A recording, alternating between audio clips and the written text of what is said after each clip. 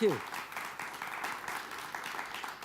Thank you very much indeed. Good evening, ladies and gentlemen. On the program this evening, we are going to be looking at one of the most long-running and successful television serials of all time produced in the Midlands. But first, we have some music from our resident band, the Parnells. Once again, it is TV themes, and see how many you remember. Here they are.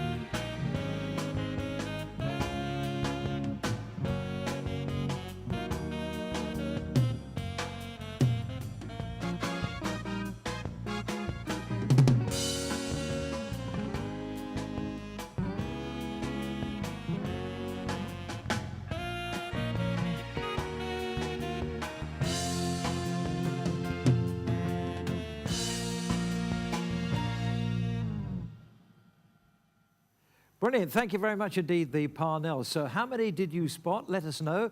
Don't forget, you can tweet, you can email, and you can use Facebook as well. And all the details, as always, are on the screen. So it's time to meet my first guest on the program today. She was the star of the long-running serial produced in the Midlands. It was, of course, Crossroads, and she is Jane Rossington.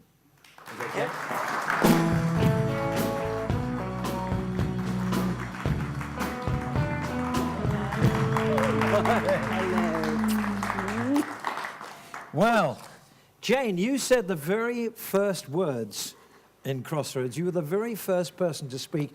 Just remind us of what the words were, what you said. Those immortal lines. Crossroads Motel, can I help you?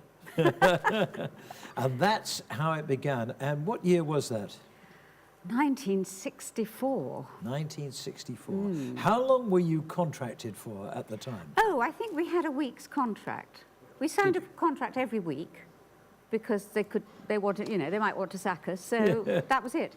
Eventually, things got a bit better, but not a lot. We still always had to sign a weekly contract. Did you really? Yeah. And you were on a weekly contract for how many years? Oh, certainly for the first 12, 15, maybe longer. Extraordinary. Yes, because I did 24 years. 24 years. But then it did change. And really, it was all governed by the different directors, you know, or producers. We had Reg Watson to start with for about 11 years. And then we had Jack Barton. And then we had several others, which was quite fun. Yeah. Now, tell me about the shooting schedule. How did that work? Oh, it was a nightmare. I mean, we didn't have any facilities to edit, okay? Yeah. Because the editing suite, you had to book it 3 weeks in advance. Well, you couldn't do that, and it cost too much money. So they said, okay, we are not going back. We're never going to do it again, so we just go for it. And the only way you could do it again is if you started and you had to walk through a door and the doorknob came off in your hand. Yes. They'd say, okay, fine, yes, we'll do it again. But otherwise, you climbed over the set. I have been known to climb out of the set. I once went through a chimney breast. Ended up the other side. But what else do you do? You know. But we had so much fun. But we did it as a show. So we started with scene 1. Scene 2, scene 3. Then we got to the commercial break where we had... Gathered your thoughts? Yes, and then we carried on. And the commercial break was a real problem because in those days it was the adverts and they used to come up from the post office in London absolutely on, you know, if it said 12:04 and a half seconds, at 12:04 and a half seconds, they came up. Yeah. And if you were speaking at the time, you went off. That was it. Wow. So you had to be absolutely on the time, spot on. And consequently, that was difficult because, oh, let me think. How did we start? We'd start with a working day and it all seemed to be quite laid back and easygoing, and then it would get more hectic. And then, the lady with the timings would come around and say, okay, we are short of 3.5 minutes. So we've got to do something for 3.5 minutes. And I should never forget Reg once. He came around and said, Jane, we're missing 3.5 minutes. And then he said, what can we do? And he said, we've got, oh, I know. He said, we've got the hair salon in. Right, can we get some wigs? Can we do this? We'll just ad-lib it. Yeah. Well, I mean, ad-libbing with cameras is not easy. No. So we had to sort of arrange that, and we got all these wigs, and we put them on, and Reg says, well, we'll talk to you first, Jane, and then we'll talk to so-and-so, and then you two do it together, and we'll be counting you down, and when we go, you stop. It was chaos, but it worked, you know. In the beginning, it was purely in the Midlands, wasn't it? It started off it wasn't national. No, I think the first 6 weeks we did just the Midlands. Then we started to be picked up. But bear in mind, it was all different companies. It was ATV in the Midlands. There was Thames Television. There was ATV in the Midlands, and then there was ABC. Yeah, ABC and in Manchester, Granada, and right up in Tyne Tees and the Scottish things. So all these individual companies decided to take it, and that was great. And I think Nolly did her first chat to camera. And when she turns and says, "No, I'm so sorry you missed the first few episodes," and she would explain what had happened and who everybody was. Yeah. And this kept on happening. So, you know, as we did 6 weeks, and then I think, as I say, we were everywhere. And then years later, we move on, you know, fast forward about 12 years or something. And I think Thames suddenly decided to drop us, or rediffusion. Yes, it was rediffusion. And they dropped us the day before a wedding. It's not a good time to stop the story. And so I think maybe it was Jack then, and maybe Jack said, right, we're going to go right up, and we did all this wonderful wedding, and you didn't see the bride come out because that was going to be in the next episode. How frustrating for Yes. people in London. They'd had all the build-up and they didn't get the Yes. wedding. So anyway, there was a great drop, well, a lot of writing to the papers and all this sort of thing. And they were hearing about what was happening, but they weren't seeing it. But then they took it back. Then they took it back Yeah. because they said, you know, when they said, oh, well, we're actually going to start it again. So they did, and they started it from where they left off. And that's what they said they were going to do. Yeah. So again, Nolly had to go and stand there and say, well, the wedding, do you remember where we were all those weeks ago? Yeah. And fill everybody in. So it was quite funny, really. But it worked because we went back to being everywhere. Yes. You know. And we were 5 nights a week then. Yeah. Which was tough. And we were doing about 26 minutes of television each day. Now, we weren't doing that each day. We were recording them. It always looked as if we weren't, because things did happen. No. Yes. I never forget going in the kitchen with Roger, Sandy, my brother, and I had a lot of plot. I was the one who had to do all the plot, you know. So I'm doing plot and saying, have you been and seen Miss Tatum in the post office? And, oh, yeah, right, fine. And he was putting toast in a toaster. And we were doing our scene, and that's fine. Suddenly, I became aware that studio, there was a kind of going on.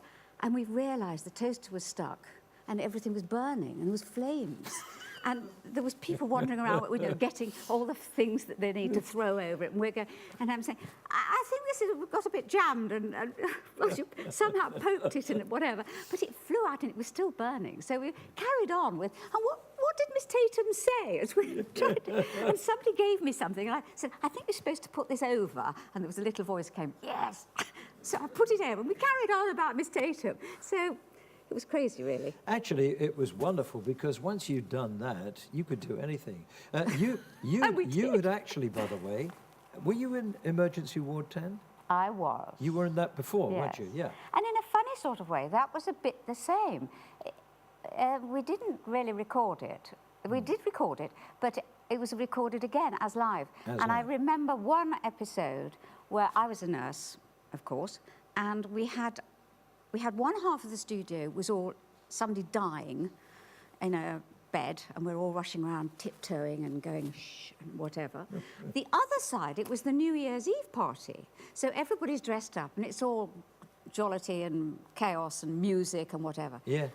And that was one side of the studio, and there was this other side. Well, first of all, I was in this side and tending to my body, and then I had to get changed and be over the other side, coming into this dance. And the noise, and how to get it. We didn't stop. So you went from utter peace, and then suddenly we were all kind of, ha, ha, ha, ha, oh, we are wonderful, and you had to keep your eye watching the floor manager, and when he went, you just went and stopped. It was just crazy, but terrific fun. That was a wonderful series. That's, as I remember, probably the first soap on television, and it was devised by Tessa Diamond. That's right. Yes. And that was her idea, and she was a scriptwriter at ATV, and sitting in the offices at ATV, she came up with the idea. And I can't remember a soap before that, can you? On TV? Well, I mean, Emergency Ward 10 was quite a soap, in as much as it were, we didn't call it soaps. I mean, Coronation Street started about 2 or 3 months. Let's call it a serial. And they call it a drama serial, it's drama darling. serial. A serial, yes. Yes, it was very... I think it was the first one. Right, okay, and we were definitely a soap because we did 5 episodes a week. They only did 2. Yes. And that was hard work because we used to have 2 days to learn the script. We had the scripts on Fridays. On Saturdays, we went in and did a performance, you know, for the producer. And then we had the rest of Sunday to get your head around it. Monday morning, we started with 2 tech runs. We had a tech run in the morning with all the cameramen, and they'd ask questions and whatever. And then in the afternoon for the producer, who again would give notes. And then you had half a morning on Tuesday for them to put the set up, because incidentally, we were working then at Aston. Yes. And the studios were used over the weekend for all the big pop shows and things like that. Thank your lucky stars. Thank your lucky stars and all this. And I shall never forget once coming in and everything was dripping because somebody had had a whole load of dry ice delivered from the fish market. And it had melted, all this ice had melted all over the studio floor. And it was absolutely dripping. But, you know, they sort of were trying to mop it up. But it was causing major problems. And so we came in and we had probably had a bit of time for makeup and whatever. The television cameras were not how they are now. I mean, they're quite vicious now, I know.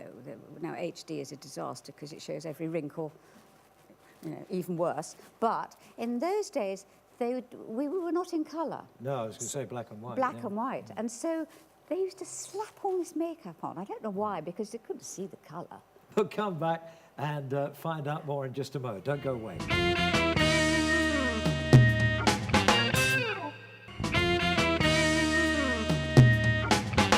Thank you very much. Welcome back. My very special guest on the programme today is Jane Rossington, who, of course, played Jill Richardson in Crossroads. Now, as I mentioned before the break, you had quite a turbulent life, didn't you? First of all, you were married 3 times. Yes, and I had one before that I was actually bigamously married because we didn't work out. So from the point of view of it wasn't working. So it was just like real life, really. Yes. Anyway, so then I got married. I think I had Ted first, Ted Clayton, who played the TV repairman. And that was great fun. And we had a lot of, that opened up a whole new stream of stories with his family. We had various odd. We had Sonia Fox, who came in and played his sister, and that was great. So that was a whole new area, and it meant that we got out of the motel, and I wasn't always in the motel, which was very nice. And we had terrific fun with their set. Now, I talked a bit about sets, and it was such a tiny set, and there was no room for it, and they squeezed it into a corner of the studio, and I had to go up the stairs, and then I just had to stay there because I was on a wall. I was stuck. But that was exciting, doing something different. And we did a lot more. I started to do a little bit of filming as well. That was great to get away from the studio. And I remember once his father, we had this scene where we were down in Gas Street Basin, and he was going to show me about racing pigeons. And he was supposed to pick up this pigeon and whatever, and show me how to put the thing on and then set it up. Well, the chap playing it said, I can't bear them. I couldn't possibly touch it. Oh, I'm getting in a real state. So I said, OK, right, don't worry about it. And so I was doing it, had to do it in a different way. I had to say, am I holding it in the right way? Is this how I should be doing it, Wilf? It was Wilf. And he's going, yes. And eventually we managed to do it, and I managed to throw this bird into the air, and off it flew. But things like that were fun to get out and about. And then what happened next? Let me think. Ted decided he'd had a bit, it was driving him mad, and he'd done about 8 years or something. So we moved on. So what about husband number 2? Ah, well, this is when I met my dear, who is now a very dear friend, Tony Adams. Adam Chance came into my life. And of course, he came in and went out quite a bit. We kept splitting up and getting remarried and everything. But that was terrific fun. We were back in the motel, and he was in the motel as well. And we had lots of fun scenes.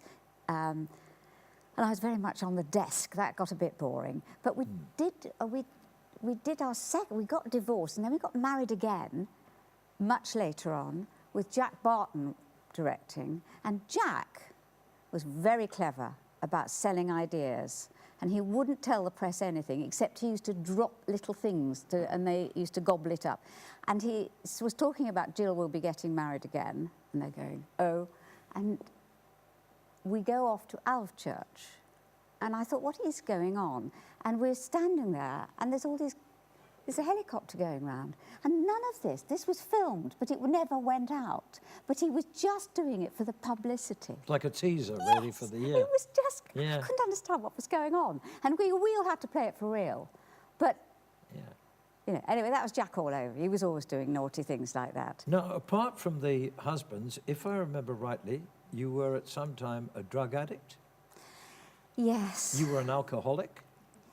Yes, I never thought they rang true particularly, but I did. And I you had had an a awful baby. time. You had a baby with your stepbrother. Yes, that was extremely odd. And it was lovely because it was dear Jeremy, and he was just magic, Jeremy Sindon, and we used to giggle about it. I said, what? Oh my! Anyway, but I can remember the drug thing. I had to keep swallowing pills, and there were little white Tic Tacs they got me for props. Well, I tell you, if you eat a lot of those, after about 20 minutes, your stomach. I kept on having, and they said, "Oh, just do that again, right? Do it again, and a lot of shaking, please." So I'm shaking and going, oh, and eating these pills, and after about an hour, I was feeling so ill because all these Tic Tacs were sort of bursting in my tummy. Yeah. But we just managed to get to the end. And that's when we lived in chimneys. I don't know if you remember that set we had. That was Jill and Jill and Adam living there. And I should never forget, we had a wonderful scene where I was washing up. And I was facing the camera and I was washing up, and Tony was coming behind me, and we were having this conversation, and I was pouring in water and washing up and everything. There wasn't a plug in the sink. And I suddenly realised there was all water running over my legs, and everything was all over the studio floor. But we finished it, and they mopped it up, and that was all right for the afternoon. Never mind. Something else I remember, which is quite extraordinary, but you can explain this. You were pregnant on screen for 11 months. Oh, yes. Well, that was my real life. What happened? Well, what happened was that's right. Let me think. I said, I realised I was having a baby, and I went trotting off and said, you'd better write me out or something. And they said, well, perhaps we'll, it'll be all right, So we said, okay. And anyway, unfortunately, I then had a miscarriage. They'd written it in by then. So then the next conversation I have, this was with Reg, he said, is it going to upset you, Jane? I said, no, I'll be fine. He said, if you come on, we'll do a bit of padding. And I said, yeah, that's fine. Anyway, I then actually in real life became pregnant again. And I mentioned it to him. He said, well, we only said it was in the summer sometime, so it doesn't really matter. So from that first time it was mentioned to me actually having the baby was 11 months, yes. Wonderful, 11-month pregnancy. Now, moving on, in 1987, you were the subject of This Is Your Life. It was Eamon Andrews. Yes. Where did he catch you? Where was the reveal? Let me think. Again, it was Tony was in on this. We used to rehearse on Fridays in those days. And I suddenly they rang me up and said, could you they asked me to do something for Thames Television, that's right. And I said, look, I can't possibly do it, I'm rehearsing. And then the next thing was, next phone call was, we've had a word with your, and they said, yes, you can be released. I said, really? Good heavens. I said, okay, well, all right, if that's okay, I'll come.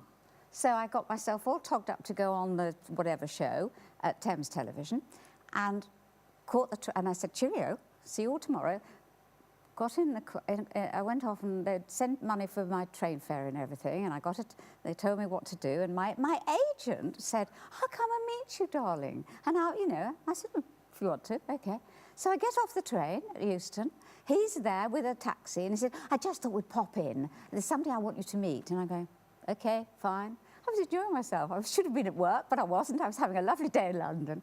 And he said, well, just stop off here. And it was a hotel. He said, there's a chap I want you to meet. He's quite important and everything. So we walk in, and I didn't notice. All I saw was Tony. And I said, what are you doing here, Tony? And he said, my darling, here we are at Crossroads. And I'm going, what are you going on about? I didn't notice. They'd brought the whole set down and set it up in the reception of this wonderful hotel. I can't remember where it was, somewhere in London. And there we all were. Fantastic. And other people and everything. And it went on from there. Except we all we went down to Thames, and it wasn't a nice day. And they all had I knew there was lots of other people there, but I couldn't see them. I was in a trailer in the car park, sitting there wondering what was happening. And dear Eamon, scrumptious. He was not looking well when he came in. However, he kept popping in and saying, we've got a bit of a problem, because we are getting all the cast down, but this fog at Birmingham Airport. Oh. And he said, we might have to cancel it. Anyway, long story short, they all turned up eventually. But Eamon was not looking well, and I just thought it was because he was worried Yes. about the show. But he died Yeah. about, Did 5, 6 days later. Also, it was awful. wasn't too long after that Crossroads came to an end. I know. Well, that was the most bizarre thing. We just, we used to, by then we were, Jack was running it, I think. And we used to have a long, we used to do, that's right, we were doing 4 episodes a week. No, we were doing 3 episodes a week, but we were only showing, we were doing 4, but we were only showing 3. So we caught up. So we had long summer holidays. We had time off at Christmas, and it was super. We got all our filming done without it eating into the time in the studio. So suddenly, out of the blue, we've got this long summer holiday, and somebody rings me up and said, is it true Crossroads is coming off? I said, I don't know, I don't think so. But somebody, it just sort of happened by default. And it was our director of programmes, I think, had just got fed up because he was desperate to do other things. But no board meeting, no decisions, no anything. It just became a sort of established, it was almost happened by default. Yeah. Now then, today there is a Crossroads Appreciation Society, and you are a patron. I am indeed. And they're very busy. They're always doing things. They write scenes and they do them amongst themselves and things. And I'm often getting letters from them and everything. They're terrific. How many members have they got? Any idea? Quite a lot, I think. Yeah. Yes. Now, the other exciting news, of course, is that Crossroads is back on Big Centre TV. Isn't it fantastic? How do you feel about that? I'm absolutely amazed and thrilled. Wonderful, wonderful. Not all the episodes survive, as you probably know. Yes. Some of them were wiped, were they? Some of them were wiped straight away and reused the tape. A lot of that happened at Yes, that time because yes. tape was very expensive. Tape was and expensive, they recorded yes. over, but quite a number. So we may not see all your marriages. No. We may not see all your addictions. We might miss out, yes, a few We bits. might miss out the odd ones, but a lot of them Yeah. we will be watching again. So I it'll think be it's fun, going won't to be- it? Well, it is. It's terrific fun. It's Yeah. great. Yeah. Well, thank you so much for joining us today. We've been a wonderful guest, wonderful stories, and some wonderful scenes to watch all over again. Ladies and gentlemen, Jane Rossington. Oh, thank you. Thank you.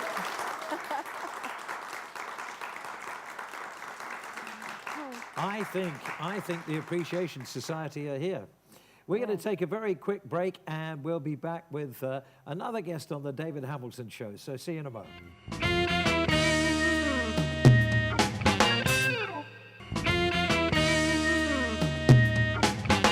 Thank you very much indeed. Welcome back. My final guest on the program today is from RNLI in Stourbridge. So please welcome Chris Fonteyn. Thank you.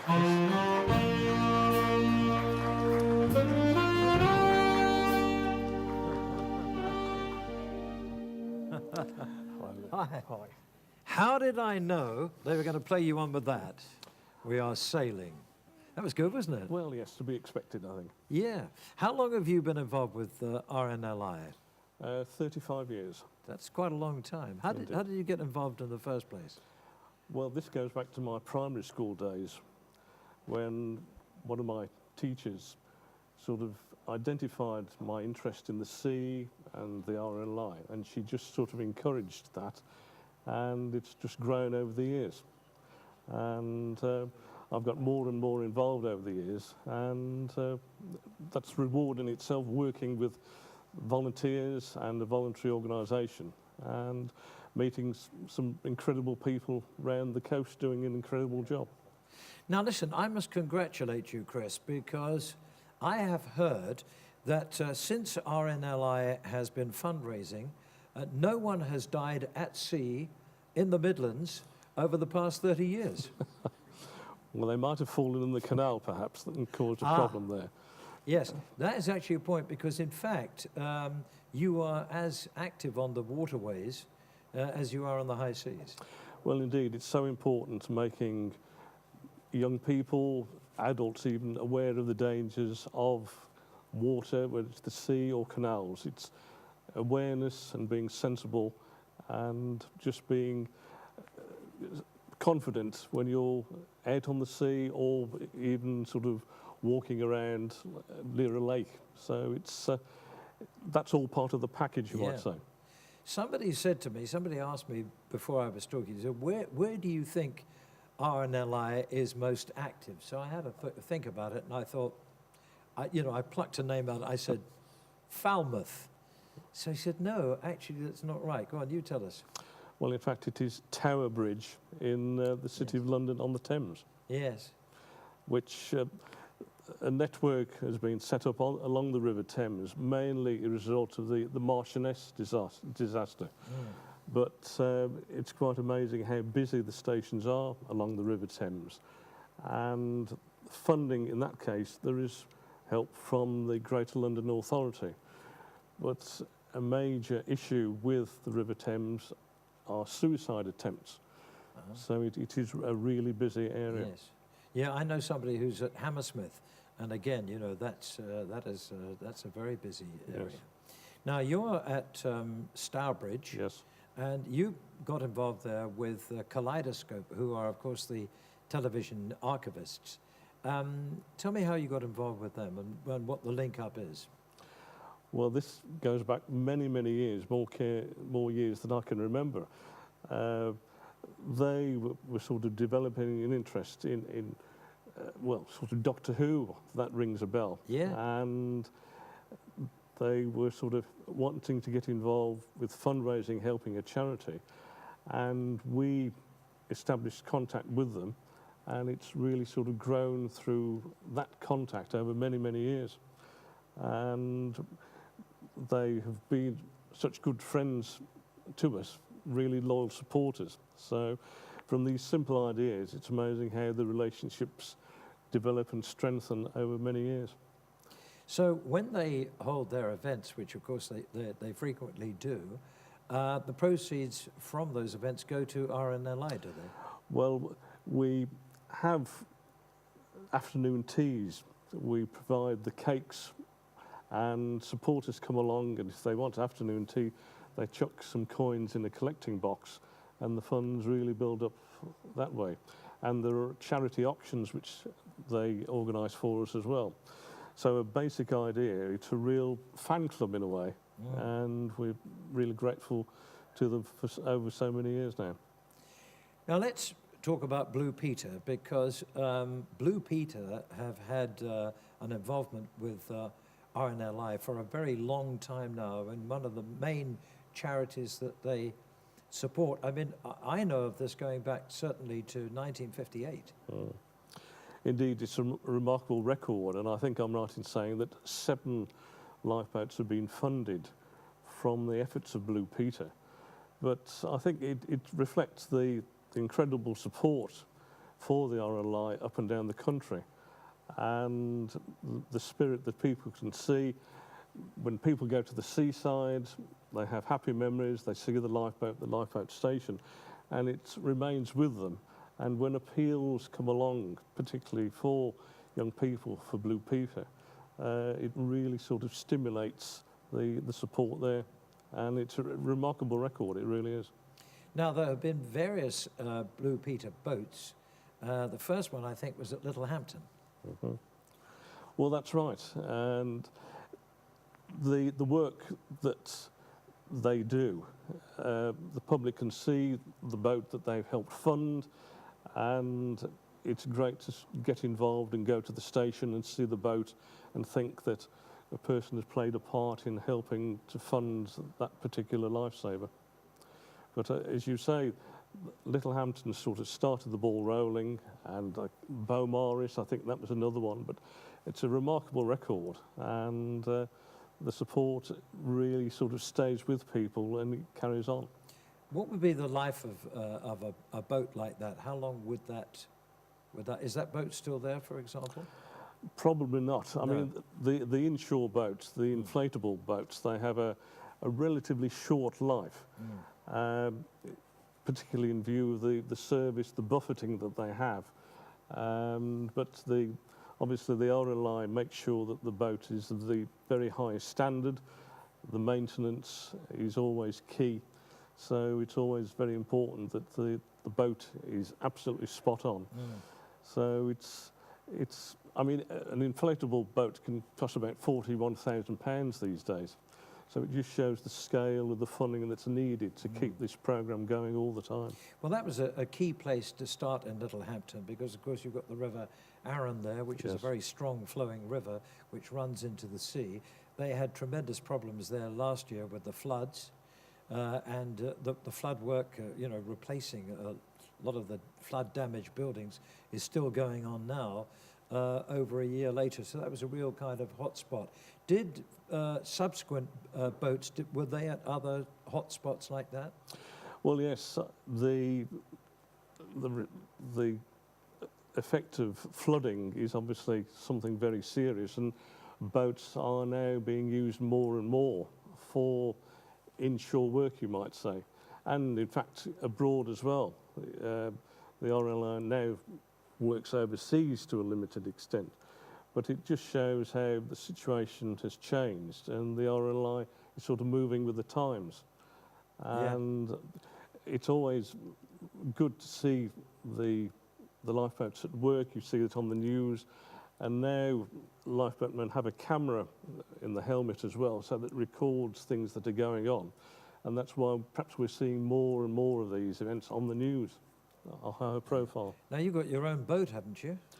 Well, we've got strong links with Newquay in Wales, and the boat there is called the Franklin and the Clifford of Stourbridge.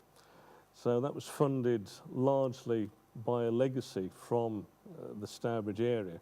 So we're very proud of that boat, which has been there since 1992. And it's absolutely spotless. It looks as good as the day it first went on station. And the station itself was 150 years old last year. Wow. So a rededication ceremony took place in June of last year. So it makes us really proud to see that boat there. And obviously it's a focal point for people from this area. When they go to Newquay and the Welsh coast, they can see that boat there doing a marvellous job. So, and having Stourbridge in its name reflects the strong support from inland areas such as here. Yeah. More and more ladies getting involved?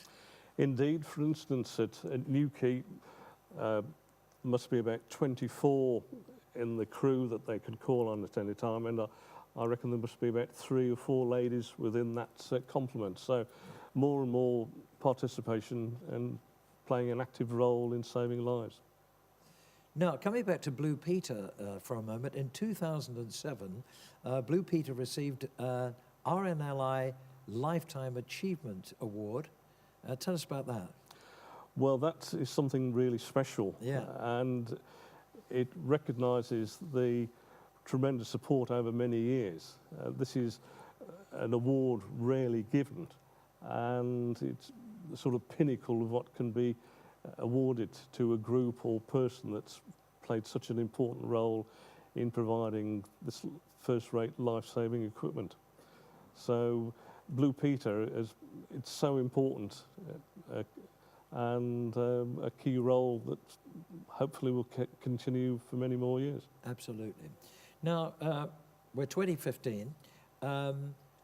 Special things lined up for this year, special events? Ways of raising money? Well, each branch and guild up and down the country has its own fundraising programme. I suppose that the traditional fundraising is still house-to-house collections and flag days. And in fact, the first flag day took place in Manchester over 120 years ago. And that was largely as a result of a tragedy off the coast of Lancashire when well over 20 lifeboatmen died from Southport and Lytham going to the rescue of a boat called the Mexico. And that inspired a Manchester businessman to help raise funds for the RNLI. And that's really how Flag Day started. And as I say, over 120 years ago. But we have events like race nights, dinners, any sort of event really that can raise money and put funds in the pot. as a branch, we in Stourbridge raised £17,000 last year. Well, well done. But I think that is reflected up and down the country, from coastal branches to inland branches, Yeah. and it just reflects the team spirit that's there. So what are you going to do this year? Well, I'm organising a dinner. Well, that's one of the events. The dinner is in April, and we've got one of the calendar girls coming along as the guest speaker. So you come across all these interesting characters that are willing to come along and help support the RNLI in one way or another. She's coming along fully clothed, I assume. Yeah. Indeed, yes. Yes. But in fact, it's the lady whose part was taken by Helen Mirren in the film, a lady called Trish Stewart. So it should be a good night. Well, I'm sure that she'll be a very popular guest. If in what way can our viewers help out? Well, really, taking part in, if they see somebody on a street corner with a lifeboat collecting box, put some money in that box. It's as simple as that. And that's how the support really starts. You'll see collectors up and down this country doing that on a Saturday each year. So that's the simple thing that they can do. And also, when they go to the seaside, go along to the lifeboat station and actually go and have a look at the lifeboat. Yeah. That collection, but that is such a familiar sight, isn't it? Indeed, Do you know what I it mean? is. You know, it's one of those things that, you know, it's everywhere, and Yes. it has become so, and of course it's a greatly supported charity. Well, that's why we're so proud of the organisation. We get no government funding. We wouldn't want any government funding. We're independent, and it's done purely on a voluntary basis. And that's how it works, I think. Yeah. Well, Chris, thank you very much indeed for joining us today. And good luck with your events, and good luck with the calendar girl as well. Thank you very much. Have a good evening. Chris Fonteyn, ladies and gentlemen. Thank you.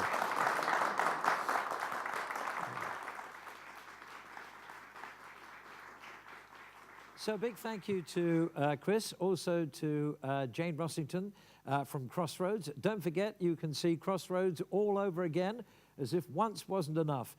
Thank you very much indeed. Join us again next time. We'll have more interesting guests. Bye-bye.